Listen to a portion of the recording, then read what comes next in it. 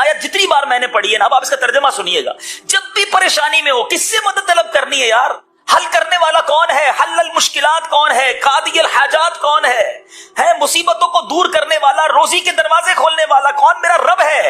ارے جس نے حل کرنا ہے وہ اعلان فرما رہا ہے، اور اس کا اعلان سنو کیا ہے، جھوم جاؤ۔ اللہ فرماتا ہے اور جو اللہ سے ڈرے اللہ اس کے لیے نجات کی راہ نکال دے گا، نکلے گی راہ۔ آپ کو یقین، میں بہت ساری چیزیں بیان میں نہیں کر سکتا، مگر میں نے اپنی زندگی میں ایکسپیرینس کی ہے۔ گھر بک گیا، گاڑیاں بک گئیں، گھر کا سونا بک گیا، بندہ روڈ پہ آ گیا، وہ سوچ بھی نہیں سکتا تھا کہ میں پھر کھڑا ہو جاؤں گا۔ اللہ سے لو لگائے رکھی، اللہ نے پھر کھڑا کر دیا، پھر پہلے سے زیادہ عطا کیا۔ اس کی عقل دیکھیں نا، میری اور آپ کی عقل محدود ہے، اس کی عقل کام ہی نہیں کر رہی آج بھی، کہ میں تو سب کچھ لٹا بیٹھا تھا، آج پھر کیسے سب آ گیا؟ کیوں؟ اب اگلی آیت کا جز پڑھیے، اور اسے وہاں سے روزی دے گا جہاں اس کا گمان نہ ہو۔ آپ کی امیجنیشن نہیں ہوگی، اللہ ادھر سے دے گا، گمان بھی نہیں ہوگا۔ اور اللہ فرماتا ہے جو اللہ پر بھروسہ کرے تو وہ اسے کافی ہے۔ اللہ کافی ہے، بھروسہ کرو اس پر۔ پرابلم یہ ہمیں سب پر بھروسہ ہے، ہمیں کسی اور ادارے پر بھروسہ ہے، ہمیں کسی اور شخصیت پر بھروسہ ہے، ہمیں کسی دوست پر بھروسہ ہے، یار یہ میرا ہاتھ پکڑ لینا میرے مسئلے حل کر دے گا، یہ میرے پیچھے کھڑا ہے میرا پرابلم سالو ہو جائے گا، میں اس ادارے میں چلا جاؤں میرے مسائل سارے حل ہو جائیں گے۔ کیوں؟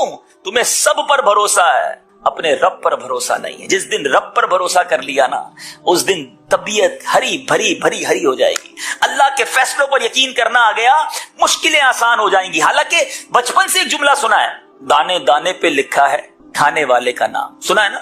ایمان کیوں نہیں ہے؟ آپ کا میرا رزق جو ہے نا، وہ موت کی طرح مجھے اور آپ کو تلاش کر رہا ہے، مل کر رہے گا۔ اللہ تعالیٰ نے قرآن مجید میں ارشاد فرمایا نا، سبحان اللہ، آیت قرآن ایک اور آپ کو سناتا ہوں کہ ہم سب کا رزق کیسے لکھا ہوا ہے۔ اللہ تبارک و تعالیٰ قرآن مجید فرقان حمید میں اس نے وعدہ فرما لیا ہے، وَمَا مِن دَابَّةٍ فِي الْأَرْضِ إِلَّا عَلَى اللَّهِ رِزْقُهَا۔ ترجمہ کنز ایمان، اور زمین پر چلنے والا کوئی ایسا نہیں ہے جس کا رزق اللہ کے ذمہ کرم پر نہ ہو۔ صرف میں نہیں، چونٹیاں، مکوڑے، سانپ، بچھو، جانور، مچھلیاں، ایوری تھنگ۔ ماں کے پیٹ میں بچے کو رزق پہنچانا اس کی ذمہ داری۔ بڑا پیارا جملہ کتابوں میں لکھا، وہ چونٹی کو کن اور ہاتھی کو من ہے، وہ رب عطا فرماتا، جس کو جتنا چاہیے۔ ہاتھی کو من چاہیے ہوتا ہے، چونٹی کو دانا چاہیے ہوتا ہے، سب کو وہ رب عطا فرماتا، وعدہ اس نے کیا ہے۔ پرابلم یہ ہے کہ ہمارا بھروسہ نہیں ہوتا، انتظار نہیں ہوتا، سکون نہیں آتا۔ روزی لکھی ہوئی ہے، اب کمانی حلال سے حرام سے ڈیسائیڈ آپ نے کرنا ہے، یہ اب آپ کے اوپر ہے کہ کیسے کمانی ہے۔ جلدی کر کے حرام سے کما لیں۔ اچھا، امام اہل سنت مولانا شاہ امام احمد رضا خان علیہ رحمت الرحمان سے اسی طرح کا سوال ہوا کہ حضور یہ بتائیں کہ یہ جو کہا جاتا ہے دانے دانے پہ لکھا ہے کھانے والے کا نام، یہ ٹھیک ہے؟ کمال جواب دیا میرے امام نے۔ اعلیٰ حضرت فرماتے دانے دانے پہ نہیں، دانے کے ہر حصے پر۔ اور اس کو ڈیفائن کتنے پیارے انداز میں کیا۔ آپ کو پتا ہے چاول، گندم، روٹی بنتی ہے، اس کی آٹا بن جاتا ہے۔ اب ایک گندم کا دانہ ہے، وہ روٹی میں اس کا آٹا بنا، تو وہ پورے ایک دانے کے ذرے تو ایک ساتھ نہیں رہے، ڈسٹریبیوٹ ہو گئے۔ اچھا، پھر ایک روٹی، اس کے بھی ہم بازو کا 4 ٹکڑے کرتے ہیں، ایک میں نے آپ کو دیا، ایک آپ کو دیا، تو ہو سکتا ہے ایک دانے کا ایک ذرہ ان کے پاس چلا گیا کہ ان کے پاس چلا گیا۔ اعلیٰ حضرت فرماتے جس ذرے کو آپ نے کھانا ہے اس پہ بھی آپ کا نام لکھا ہوا ہے۔ اور پھر ایک واقعہ سنایا اعلیٰ حضرت نے، کتاب میں لکھا، کمال، یقین کریں اگر دل کے کانوں سے سنے نا یہ واقعہ۔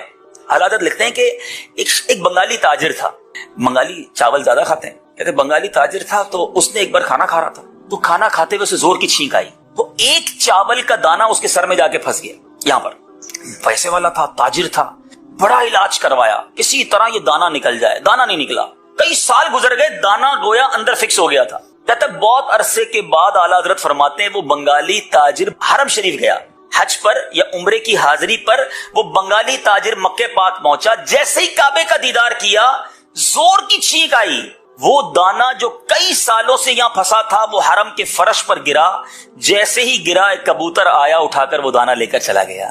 اعلیٰ حضرت نے فرمایا اس کبوتر کا رزق لکھا تھا، یہ دانہ سنبھال کے گھومتا رہا، جس کا رزق تھا اس کو پہنچایا گیا۔ اب جب دانے پر بھی میرا نام لکھا ہے تو کدھر سے میں پھر حرام کماؤں؟ کیوں شارٹ کٹ اختیار کروں؟ مجھے مل کر رہنا ہے، بس صرف یقین ہونا چاہیے۔ میں نے آپ کو قرآن کی آیت سنائی نا، یہ یاد کر لو، اللہ ایسی جگہ سے روزی دے گا جہاں سے تمہارا گمان بھی نہ ہوگا۔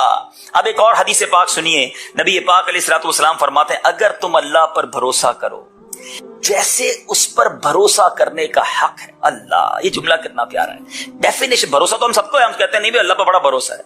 हक क्या है, यकीन कितना है, बिलीव कितना है, बस ये याद रखो। नबी पाक फरमाते अगर तुम अल्लाह पर भरोसा करो जैसा भरोसा करने का हक है, तो वो तुम्हें इस तरह रिस्क अता फरमाएगा जैसे परिंदे को अता फरमाता है। वो सुबह के वक्त खाली पेट निकलता है और शाम को सैर होकर लौटता है। यानी परिंदों को तो कभी भी हमने नहीं देखा कि घोंसलों में कोई कबट बनी हुई हो। कभी देखा आपने बकरे को खाना खिलाया हो और खाना उसने दोपहर का खाने के बाद टोकरी खींच ली हो कि भाई रात के लिए संभालूंगा, है भाई रात को क्या मिलेगा, चारा नहीं आया तो ये, उसको नहीं होती फिक्र। दोपहर को जो मिला, बाकी जिसने दोपहर को खिलाया वही रात को खिलाएगा। सुबह घोंसले से निकलते हैं सारे परिंदे, करोड़ों परिंदे, पता नहीं होता शाम कैसे आएंगे। अल्लाह सबको रिस्क देता है, सब पेट भरकर वापस आते हैं, मगर वो कल के लिए घोंसले में कहीं बचाते नहीं। अल्लाह पर भरोसा। तो खुदारा हमारे अंदर, हम तो अशरफुल मखलूकात, इतनी कमजोर क्यों हो जाते हैं? परिंदे जानवर, इनसे तो ज्यादा स्ट्रांग होना चाहिए ना हमको। उनको रब पर भरोसा है, मुझे क्यों नहीं है कि वो अल्लाह देगा मुझे, वही मेरी मुश्किल से निकालेगा। बात यह है कि हम दिल से उसको नहीं पुकारते। अगर आप किसी भी प्रॉब्लम में हैं, अगर आप किसी भी मुश्किल में हैं, तंग दस्ती में हैं, कर्जे में हैं, बीमारी में हैं, गलत काम करने की बजाय रब अज़्ज़ वजल को पुकारो, वो साथ हो गया ना तो सारी मुश्किलें आसान हो जाएंगी। मेरे लिए पहाड़ है ना, मुझे फील होता है कि यार ये बहुत बड़ा पहाड़ है। आपने देखा होगा चूंटी के सामने सेब रख दें, वो उसके लिए पहाड़ है। मेरे सामने बहुत बड़ा पहाड़ है, मगर जो खालिक के कायनात है उसके लिए तो 18,000 कायनात है ना। 18,000 कहा जाता है जहान है इस दुनिया में, तो जमीन तो एक हिस्सा हुआ, उसकी कायनात का तो कोई किनारा ही नहीं। उसके लिए मेरी मुश्किल, उस रब की शान तो शान है। रब के महबूब के बारे में आला हज़रत फरमाते हैं ना, तिनका भी हमारे तो हिलाए नहीं हिलता है आका, तिनका भी हमारे तो हिलाए नहीं हिलता। तुम चाहो तो हो जाए अभी कोहे महन फूल। महन कहते मसाइब को, परेशानियों को। या रसूल अल्लाह, हमारे लिए तो तिनका भी हटाना मुश्किल है, आप चाहें तो ये मुसीबतों के पहाड़ भी फूल बन जाएं। आप करम फरमा दे तो फूल जैसे मामलात हो जाएंगे। तो पुकारे ना उनको जिनके लिए कोहे महन भी फूल है। मगर हम शॉर्टकट, हम बाज़ औक़ात कहते मैं ठीक कर लूं, और हम ठीक करते करते गलत कर देते हैं। हम सही नहीं करते, हम अपनी आखिरत भी बर्बाद कर लेते हैं। हम समझते मेरा ये स्टेप मुझे इस मुसीबत से निकाल देगा, वो शायद हमें दुनिया की मुसीबत से तो निकाल दे मगर उखरवी मुसीबत में डाल देता है। वो अल्लाह की नाराजगी वाले मामलात में हम पड़ जाते हैं। मैं जानता हूं, यकीन करें, मैं जानता हूं, मेरी फैमिली मेंबर की मैं आपको बात कर रहा हूं इसलिए कि आपको अंदाजा हो जाए, करोड़पति हैं, इतना अल्लाह ने नवाजा है, मगर मैं उस घर के कर्ब को जानता हूं कि उस शख्स के भरी जवानी में दोनों गुर्दे फेल हो गए। मैं उस कर्ब को जानता हूं, मैं उस कैफियत को रोज, में बहुत मेरे करीबी रिलेशन है, अल्लाह ने बहुत नवाजा है। अगर गुर्दे ही नहीं है, हफ्ते में 3 दिन डायलिसिस, बंदे की आधी लाइफ तो हॉस्पिटल में गुजर गई ना। पैसा बहुत है, मैं आपसे पूछता हूं, मेरे गुर्दे सलामत हैं, ये बड़ी नेमत है, या मेरे बैंक बैलेंस में 10 करोड़ हैं और दोनों गुर्दे फेल हैं? अपने आप से पूछो। प्रॉब्लम यह है, हमने लाइफ की लग्जरीज को पैसों से तोला है, हमने सहूलतों को समझा है कि यही जिंदगी का सब कुछ है। ऐसा नहीं है, सुकून सबसे बड़ी चीज है। अगर आपके बच्चे फर्मा बरदार हैं और आपके बैंक में पैसे नहीं हैं, मगर आपके बैंक में करोड़ों रुपए हैं और आपके बच्चे नाफरमाने, पूछो उन वालिदैन से ये वो पैसे को मोहब्बत कर रहे हैं या बच्चों की नाफरमानी पर रो रहे हैं। नहीं नींद आती यार, जिसके बच्चे शराबी, कबाबी, जुआरी, जिसकी वजह से रोजाना माँ बाप मरते हो और जीते हो, पैसा क्या चीज है उसके आगे? कई नेमतें ऐसी हैं जिनका मोल नहीं है। और हराम का रास्ता इख्तियार करके, याद रखना, एक बात हमेशा याद रखना, मुश्किल था आपके लिए, मुश्किल था उन सब के लिए, और कमाल किया उन्होंने जिन्होंने हराम छोड़कर हलाल इख्तियार कर लिया। मगर याद रखना, जिस दिन कोई हराम में पड़ गया ना, फिर वापस आना बहुत मुश्किल होता है। बड़ा शानदार स्टेप जिंदगी में उन लोगों ने उठाया, मैं सलाम पेश करता हूं उन्हें। मुझे अंदाजा है इस बात का कि जो हराम कमा रहा था, बड़ा ज्यादा कमा रहा था, चांसेस थे, उसने वहां से अपने आप को निकाला हिम्मत करके और हलाल की तरफ आया। मैं जानता हूं, बहुत सारे ऐसे लोगों को जानता हूं जो हराम कमा रहे हैं, नहीं निकल पा रहे। ऐसा सूद ने जकड़ लिया है, ऐसा हराम ने जकड़ लिया है, ऐसा कर्जों ने जकड़ा हुआ है, हिम्मत ही नहीं हो पा रही कि यार ये निकलूं कैसे, गलत कर रहा हूं, हराम कर रहा हूं, नहीं निकल पा रहे, क्योंकि वो पंजे गाड़ लेता है। शैतान कब छोड़ेगा? लेकिन उससे बड़ा बदनसीब कौन होगा कि जो हलाल कमाते कमाते हराम के दरिया में जाकर गिर गया, फिर शायद जिंदगी में मौका ना मिले बाहर निकल। कभी ऐसी गलती मुझे और आपको नहीं करनी चाहिए। बल्कि अगर मुझ में या आप में या बदरी चैनल के नाजरीन में कोई ऐसा है तो हराम रोजी कमा रहा है, खुदारा मेरे भाई मैं आपको मशवरा देता हूं, हिम्मत करो, खुदा के वास्ते हिम्मत करो, आ जाओ, हलाल रोजी की तरफ आओ। हलाल थोड़ा भी बाबरकत होता है, हराम ज्यादा भी बर्बादी लाता है। मुझे وہ جملہ نہیں بھولتا. ایک واقعہ کئی بار میں سنا بھی چکا ہوں, شاید آپ نے بھی سنا ہوگا. ایک بار ایک مبلغ دعوت اسلامی اٹلی میں گئے, بیان کیا حلال روزی پر. ایک صاحب ملے, بڑی نمناک آنکھیں تھیں, آنکھوں میں آنسو تھے. کہا اکیلے میں بات کرنی ہے. مبلغ نے کہا ٹھیک ہے آئیے بات کرتے ہیں. اس نے کہا کہ حضور میں آپ کی بیان سے ذہن تو بن گیا ہے کہ حرام نہیں کمانا, مگر مجبوری یہ ہے کہ میں اپنے اسٹور پہ شراب بیچتا ہوں. شراب بھی بکتی ہے, اور بھی آئٹمز ہیں, مگر شراب بھی بکتی ہے. مگر ہمارے ملک کا مسئلہ یہ ہے کہ اگر شراب نہ بیچے تو اسٹور چلتا ہی نہیں, اسٹور کے خرچے ہی پورے نہیں ہوں گے, بچوں کے لیے کیا کماؤں گا. میں چاہتا ہوں چھوڑ دوں حضور, بس میں نے ذہن بنا لیا ہے, آپ مشورہ دیں میں کیسے چھوڑوں. اگر میں نے چھوڑ دیا تو پیسے ہی پورے نہیں ہوں گے, کرایہ ہی نہیں نکلے گا گھر کا. یہ وہ لوگ مثالیں دیتے ہیں جو دنیا میں حرام کما رہے ہوتے ہیں نا بیچارے, وہ یہ سوچ رہے ہوتے ہیں. اس مبلغ نے ایک ہی جملہ کہا کہ ایک بات بتاؤ, روزی دینے والا کون ہے؟ اس نے کہا اللہ.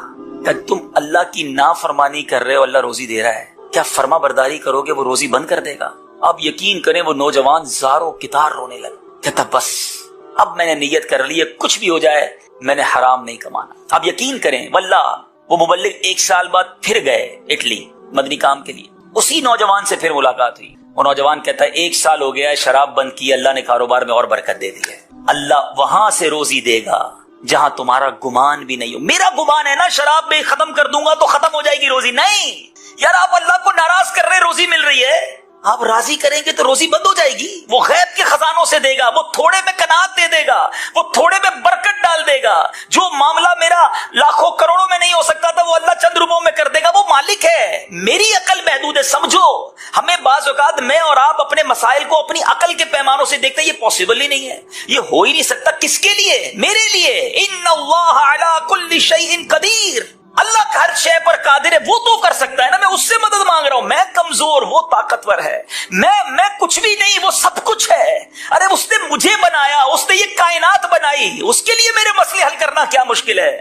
میں اس سے دوستی کر لوں, میں اس کو پکاروں, میں اس سے مدد طلب کروں.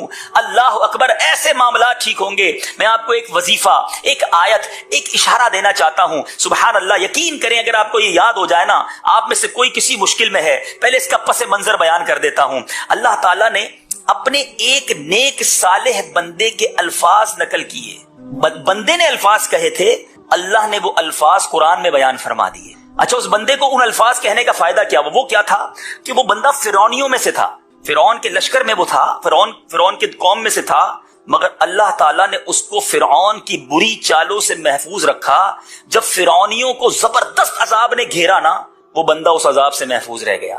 اس کے الفاظ کیا تھے؟ وہ الفاظ اللہ نے قرآن میں عطا فرما دیے. اور one of the amazing words, خدا کی قسم, میں کچھ چیزیں ہوتی نا وہ الفاظ میں بیان نہیں, اس کی مزے لو, اس جملے کے, اس آیت کے جب آپ مزے لوگے نا, جب اس کو سمجھ لوگے اور دل کی گہرائیوں سے پڑھو گے اور آپ اس کو پریکٹس کر کے دیکھو, وہ الفاظ کیا ہیں؟ وَأُفَوِّضُ أَمْرِي إِلَى اللَّهِ إِنَّ اللَّهَ بَصِيرٌ بِالْعِبَادِ. ترجمہ کیا ہے؟ اور میں اپنے کام اللہ کو سونپتا ہوں. بس کافی ہے نا, جس کو سونپے ہیں. ان اللہ بصیر بالعباد, بے شک اللہ بندوں کو دیکھتا ہے. ارے اگر رب پر بھروسہ نہیں تو دف ہے میری زندگی پر. وہ خالق نہیں تو ماں بنائی نا میری ماں کا خالق بھی تو وہی ہے نا. ماں مجھ سے پیار کرے, وہ تو ماں سے 70 گنا زیادہ پیار کرنے والا ہے. بس سونپ دو سے, الفاظ سے نہیں دل سے. خدا کی قسم کھا کر کہہ رہا ہوں, ایک بار اس کو پریکٹس کر کے دیکھنا. اکیلے میں بیٹھ کر یہ کہنا, وَأُفَوِّضُ أَمْرِي إِلَى اللَّهِ, اے اللہ میں اپنے سارے کام تجھے سونپتا ہوں, بس تیرے سپرد کرتا ہوں.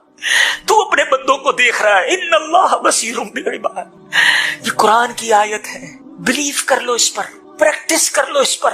گھر میں جھگڑے نا, نہیں بن رہی, گھر میں نہیں آ رہا سکون, بچے بیمار ہے نا, پیسے پورے نہیں ہو رہے, قرضہ نہیں اتر رہا, قرار نہیں مل رہا, جس مشکل میں ہو آپ, آؤ آج اپنے رب کو پکار لو. وَأُفَوِّضُ أَمْرِي إِلَى اللَّهِ, اے اللہ میں اپنے سارے کام تجھے سونپتا ہوں. بس میں تھک گیا, میں کمزور ہوں, میں نکما ہوں, میں کچھ نہیں کر سکا, میں تھک گیا مالک, اب تو مدد کر دے. یقین کرو جس دن آپ نے یہ فیلنگز اور اس تڑپ کے ساتھ اپنے رب کو پکار لیا نا, پھر پرابلم کدھر سے رہنی ہے؟ اگر پرابلم نصیب میں ہے تو اللہ سکون دے دے گا. اللہ آپ کو اس پرابلم کو فیس کرنے کا حوصلہ دے دے گا, کیونکہ قرآن میں رب نے فرمایا لا یکلف اللہ نفسا الا وسعها. اللہ نہیں ڈالتا کسی جان پر بوجھ اس کی وسعت کے, اس کے اس کی حوصلے کے علاوہ وہ جتنا بار اٹھا سکتا ہے اتنا ہی بار ڈالا جاتا ہے. کرم ہو جائے گا. توکل کرنا سیکھیں. ہم توکل سے دور ہو گئے. ہمارے بزرگ اپنے بچوں کو کیسے توکل سکھاتے تھے. ہم پریکٹس کریں, خود بھی اپنے بچوں کو بھی پریکٹس کرائیں. ہم بچوں کو کہتے ہیں دیکھو بیٹا پیسے ہوں گے تو مسئلے حل ہوں گے. پیسے کمانا, دنیا میں کچھ بھی نہیں کر سکو گے اگر پیسے نہیں ہوں گے. ہم شروع سے ہی اینٹی توکل بات کر رہے ہیں. نہیں, اللہ راضی ہوا تو سب ہو جائے گا. بیٹا اللہ کو راضی کرنے والے کام کرنا, وہ راضی ہو گیا تو رزق بھی دے دے گا, مشکلیں بھی حل کر دے گا. ہم نے اسباب کی طرف توجہ رکھی ہے. سورس ہونی چاہیے, پیسے ہونے چاہیے, جناب تعلقات ہونے چاہیے, لگژریز ہونی چاہیے. نہیں, یہی تو پرابلم ہے. اللہ پر بھروسہ ہونا چاہیے, میرا مالک راضی ہونا چاہیے, سب ٹھیک ہو جائے گا. اسباب ہوں گے اور مسئلے حل ہو جائے, ایسا نہیں ہوتا, آپ بھی جانتے ہیں. میں آپ سے پوچھتا ہوں, لوگ کہتے ہیں پیسے ہوں گے پرابلم سالو ہو جائے گی. کروڑوں روپے, میں تو خود ابھی آپ کو مثال دی نا, کروڑوں روپے ہیں اور بیمار ہیں آپ. بیسٹ ڈاکٹر ہائر کر لیں, بیسٹ ہاسپٹل ہائر کر لیں, پرائیویٹ وارڈ میں چلے جائیں, اللہ نے شفا نہیں دینی, شفا نہیں ملنی. تم کر لو کروڑوں روپے خرچ. اگر پیسوں سے شفا ملتی ہوتی تو کوئی امیر بیمار نہ ہوتا, کوئی امیر بیماری کی وجہ سے نہ پڑتا. اور اللہ نے شفا دینی ہے. تم رات درود پڑھ کے سو جاؤ, اللہ صبح کینسر کو بھی دور فرما دے گا. وہ بغیر دوائی کے شفا دینے پر قادر. بھروسہ اللہ پر رکھو. حضرت احمد بن حرب رحمت اللہ تعالی علیہ, دیکھو یہ پریکٹس کیسے کرواتے اپنے بچوں کو. چھوٹا بچہ کا بیٹا دیکھو, روزانہ کھانا کھانا ہے نا, اللہ سے مانگنا ہے. یہ سوراخ ہے گھر میں, اس سوراخ پہ جا کر دوپہر کو دعا کرنا, یا اللہ کھانا دے دے, تمہیں سوراخ سے کھانا مل جائے گا. رات بھوک لگے, پھر سوراخ پر جانا, دعا کرنا, یا اللہ مجھے کھانا دے دے. اللہ سے مانگنا, پریکٹس بچپن سے اللہ سے مانگنا. اللہ دیتا ہے, اللہ دینے والا ہے, اللہ پر بھروسہ. بیٹے نے شروع کر دیا, دوپہر کو دعا کرتا. آپ نے اپنی زوجہ کا دیکھو, جب بھی یہ دعا مانگے دوپہر کو بھی کھانا رکھ دینا, رات کو بھی رکھ دینا. اس کا بلیف رب پر مضبوط ہونا چاہیے. پریکٹس چلتی رہی. دوپہر کو دعا کرتا, کھانا مل جاتا. رات دعا کرتا, کھانا مل جاتا. پھر دوپہر دعا کرتا, کھانا مل جاتا. پھر کیا ہوا, ایک دن آپ کی زوجہ لیٹ ہو گئی, بھول گئی. پھر یاد آیا, ارے دعا کا ٹائم ہو گیا, بچہ تو پہنچ گیا ہوگا وہاں پر. دوڑتی بھی گئی, دیکھا تو بچہ کھانا کھا رہا ہے, زبردست کھانا. بیٹا کدھر سے آیا کھانا؟ بیٹا کہتا ہے اللہ نے دیا. وہ تو روز اللہ سے ہی مانگتا تھا نا, اس کو کیا پتا امی دیتی تھی. کہا اللہ نے دیا, آپ نے تو بتایا تھا دعا کرنا, کھانا مل گیا. آپ دوڑتی ہوئی حضرت احمد بن حرب کے پاس ہے, حضور کمال ہو گیا. کیا ہوا؟ کہ روز سوراخ میں کھانا رکھتی تھی, آج کھانا رکھنے گئی تو لیٹ ہو گئی, تو بچے کو تو کھانا مل گیا. فرمایا بس مجھے اسی دن کا انتظار تھا, آج کے بعد تم نے کھانا نہیں دینا, اللہ اسے خود عطا فرمائے گا, غیب سے اسے ملتا رہے گا. اس کا وہ لیول آف بلیف تھا جو اٹیچ ہو گیا. یہ ہے پریکٹس. اور ہم ہیں کہ ہر کھانے پر لوگوں کے محتاج نظر آتے ہیں. ایسا نہ کریں. اور اب بیان کے آخر میں جو غم زدہ ہیں, جو کم روزی والے ہیں, بعض اوقات ایسا ہوتا ہے کہ ہم بازار جاتے ہیں, ہم بعض اوقات جو ہے وہ مارکیٹ جاتے ہیں, کوئی چیز لینی ہوتی ہے مگر پیسے نہیں ہوتے جیب میں. سب کے ساتھ ہوتا ہے, ہر آدمی کے ساتھ. جتنا پیسے والا اس کے ساتھ بھی ہوتا ہے, کیونکہ اینڈ آف دا ڈے اس کے پاس پیسے تھوڑے ہیں نا, اس سے مہنگی چیز موجود ہے, وہ جاتا بھی مہنگے بازار میں. لیکن اب پیسے والے کی یہ بات نہیں ہو رہی. وہ غریب جو بازار میں گیا اور وہاں جا کر وہ چیز خرید نہ سکا, بازار میں جا کر وہ چیز حاصل نہ کر سکا اور واپس آ گیا, حسرت رہی اس کے دل میں. اللہ غنی, میں روایت پڑھی نا, ایمان تازہ ہو گیا. احیاء العلوم میں یہ روایت موجود ہے. حضرت سیدنا ضحاک رحمت اللہ تعالی فرماتے ہیں, جو شخص بازار جائے اور کسی چیز کو دیکھ کر اسے خریدنے کی دل میں خواہش ہو لیکن ثواب کی امید پر وہ صبر کرے, تو اس کے لیے عمل راہ خدا عز و جل میں 1000 دینار صدقہ کرنے سے افضل ہے. کچھ بھی نہیں دیا, صرف صبر کیا ہے. لے نہیں سکا میں, بٹ کنڈیشن تھی کہ اللہ کی رضا کے لیے صبر کیا. ارے یار پیسے ہی نہیں ہیں, پیسے ہوتے تو میں بھی لیتا, مجھے تو ملا ہی کچھ نہیں اللہ کی طرف سے.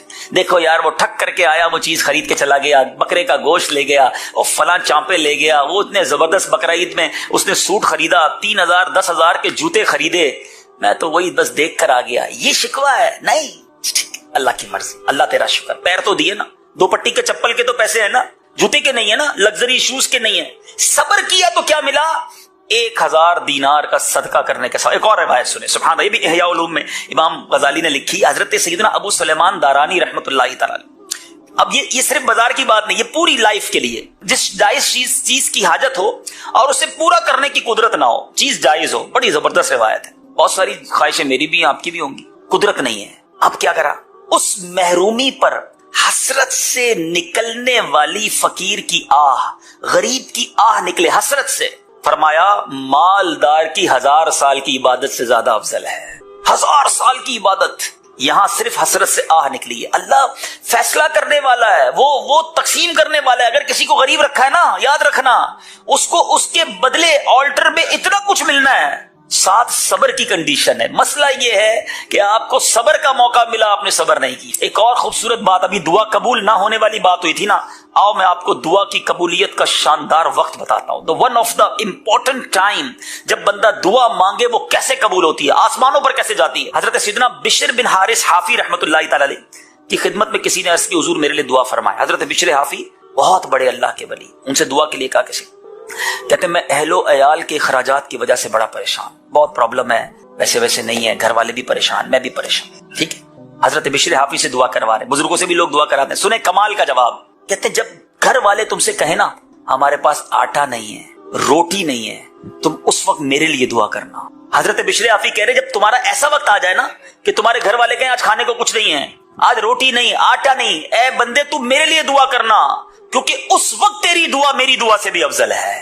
मुस्तर दिल की दुआ, परेशान की दुआ। आप सोचें, गरीब आदमी की जिंदगी में वो स्टेज आता है कि जब अब वो दुआ कर दे, वो दुआ अर्श तक पहुंचती है, मगर अफसोस ये है वो उस वक्त दुआ नहीं करता, शिकवा करता है। उस वक्त वो दुआ नहीं करता, अल्लाह की बारगाह में माद अल्लाह, अल्लाह को नाराज कर, ये वक्त है तुम्हारे पास, it's the right time to make सप्लिकेशन। दुआ करने का शानदार वक्त था, अल्लाह तुमसे करीब है, तुम्हारा दिल मुस्तर है, तुम परेशानी में हो, हाथ उठाओ। हजरत बिशर हाफी कहते हैं ये वक्त मुझसे भी ज्यादा तुम्हारी दुआ अफजल होने का वक्त है, मगर बताइए उस वक्त सर झुका लेते, उस वक्त सजदे में, अच्छा उस वक्त रोना भी आ रहा होता है।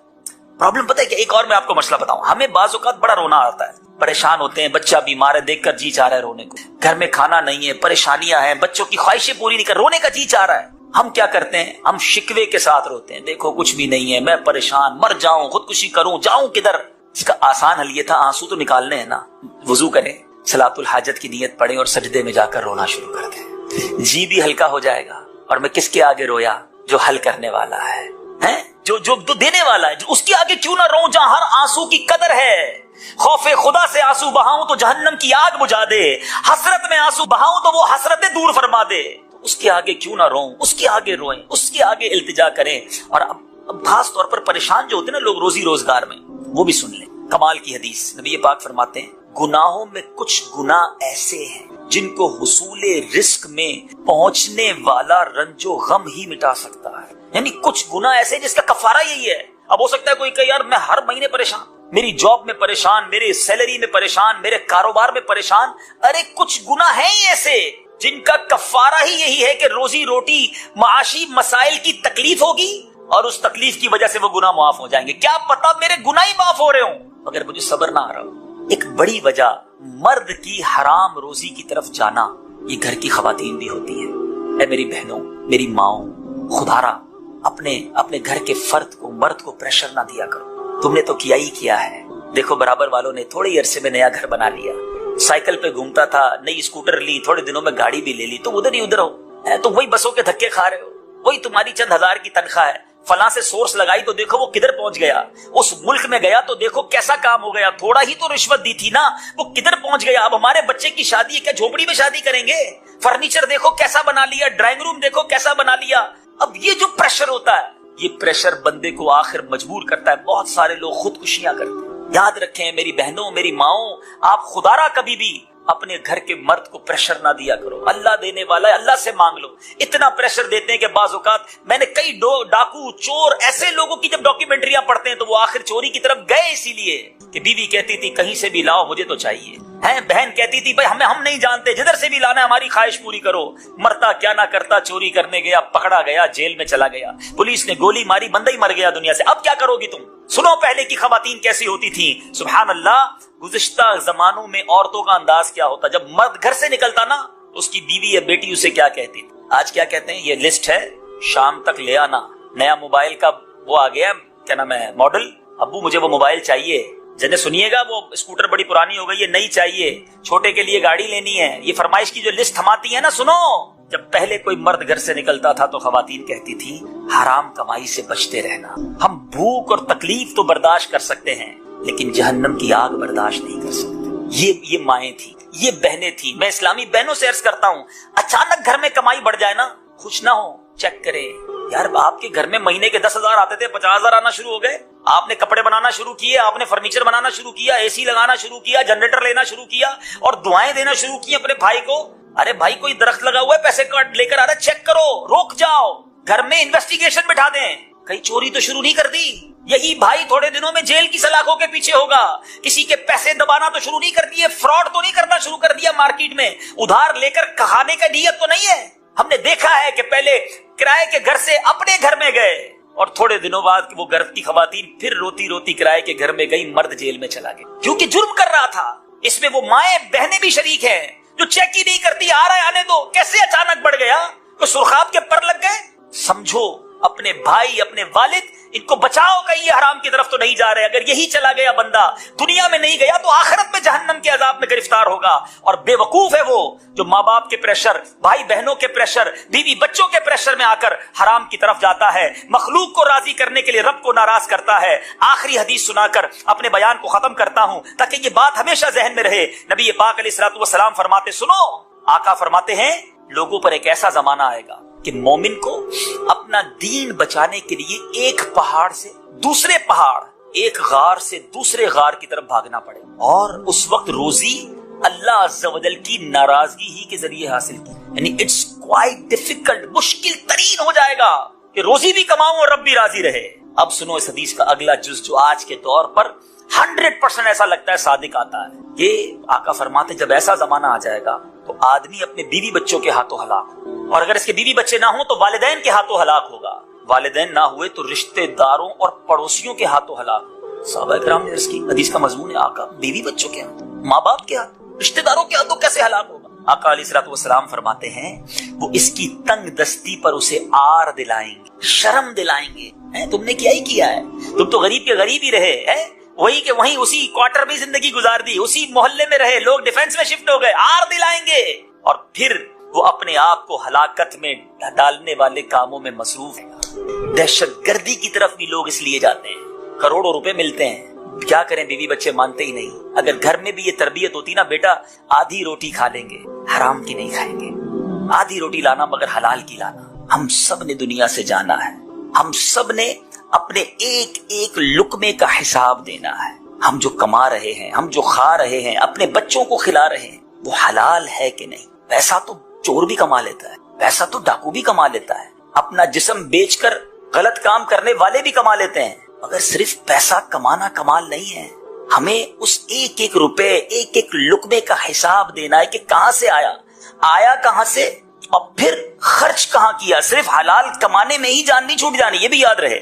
امام غزالی علیہ رحمت اللہ الوالی نے ایک بڑا ہولناک نقشہ ہمارے سامنے پیش کیا. آپ فرماتے قیامت کے دن 4 قسم کے لوگ پیش کیے جائیں گے. 4 قسم کے لوگ ہوں گے. ایک وہ ہوں گے جنہوں نے حرام کمایا، حرام خرچ کیا، ارشاد ہوگا انہیں جہنم میں ڈال دیا جائے.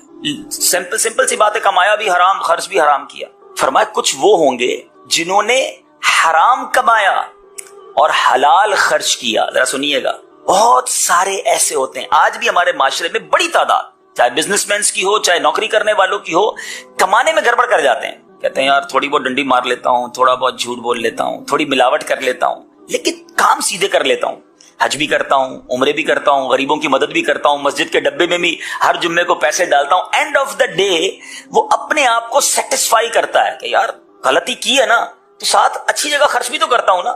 بلکہ ایسے بھی لوگوں سے میں نے سنا ہے کہ یار ہم زیادہ کماتے اس لیے کہ غریبوں کا کام کرتے ہیں. بھائی زیادہ کماتے وقت حلال کی تمیز رکھی کہ نہیں؟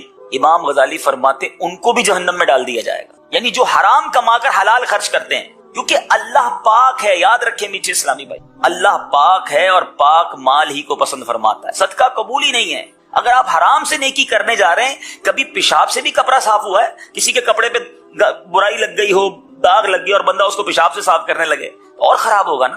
دنیاوی مثال کے طور پہ سمجھ لیں کہ آپ کسی بہت بڑی شخصیت سے ملنے گئے، کسی بادشاہ سے ملنے گئے، اور آپ نے اس کو ایک بڑا ریپ کے ساتھ، بڑا خوبصورت پیکنگ کے ساتھ ایک تحفہ پیش کیا. آپ چلے گئے، اس بادشاہ نے یا اس شخصیت نے جب وہ پیکٹ کھولا، بڑی خوبصورت پیکنگ تھی، اگر اس کے اندر جو بوٹل تھی اس میں شراب کی، اس میں پیشاب بھرا ہوا ہو، تو اب وہ جو بادشاہ ہے وہ آپ کی پیکنگ سے خوش ہوگا یا جو آپ نے بوٹل میں جو بھر کے دیا ہے اس پر غضبناک ہوگا؟ آپ خود سوچئے. اب اللہ کی بارگاہ میں کیا بھیجنا چاہ رہے ہیں حرام کما کر؟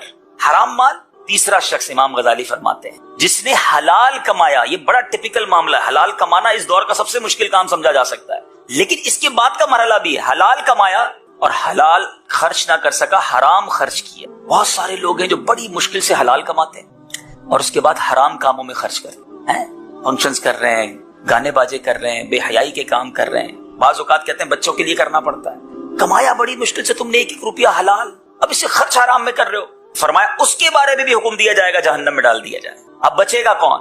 حلال کما کر حلال جگہ پر خرچ کرنے والا، اس کے بعد اس سے حساب ہوگا کہ مال کا حق ادا کیا کہ نہیں کیا، زکوٰۃ ادا کی کہ نہیں کی۔ یعنی آپ ذرا سوچئے، یہ مرحلہ اتنا آسان نہیں ہے، اتنا ایزی نہیں ہے۔ سب سے پہلے ہمیں یہ غور کرنا ہے کہ جو کچھ میں زندگی میں کما رہا ہوں، جو کچھ میں حاصل کر رہا ہوں، وہ حلال ہے کہ نہیں۔ اور سبحان اللہ، قرآن مجید فرقان حمید میں جا بجا ہمیں حلال روزی کمانے اور اسی کو کھانے اور اسی سے فیض لینے کا حکم دیا گیا، سمجھایا گیا۔ قرآن میں اللہ ارشاد فرماتا ہے، یا ایھا الناس کلوا مما فی الارض حلالا طیبا ولا تتبعوا خطوات الشیطان انہ لکم عدو مبین۔ اے لوگو، جو کچھ زمین میں حلال پاکیزہ ہے اس میں سے کھاؤ اور شیطان کے راستوں پر نہ چلو، بے شک وہ تمہارا کھلا دشمن ہے۔ اچھا، حلال روزی کہتے کس کو؟ ذرا آج یہ ڈیفینیشن بھی سمجھ لیں، حلال اور طیب رزق سے کیا مراد ہے۔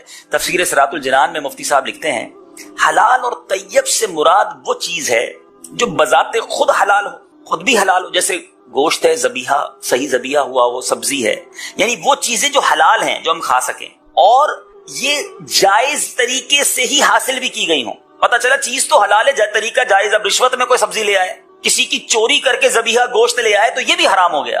طریقہ بھی حلال اور وہ چیز بھی حلال ہو تو اس کو حلال و طیب رزق کہا جائے گا۔ اب میرے بیچ اسلامی بھائیو، فضائل رزق حلال کے، سبحان اللہ سبحان اللہ، ایسے فضائل ہیں کہ ایمان تازہ ہو جاتا ہے۔ یعنی نارملی دیکھیں تو میری اور آپ کی زندگی گزارنے کے لیے روزی روٹی ضروری ہے نا، مگر اس کی فضیلتیں بھی بیان ہوئی۔ بھائی اللہ کی یہی مہربانی کافی تھی کہ ہم کوشش کرتے، ہمیں روزی مل جاتی، ہمیں رزق مل جاتا، یہی کافی تھا نا۔ مگر اس کو کمانے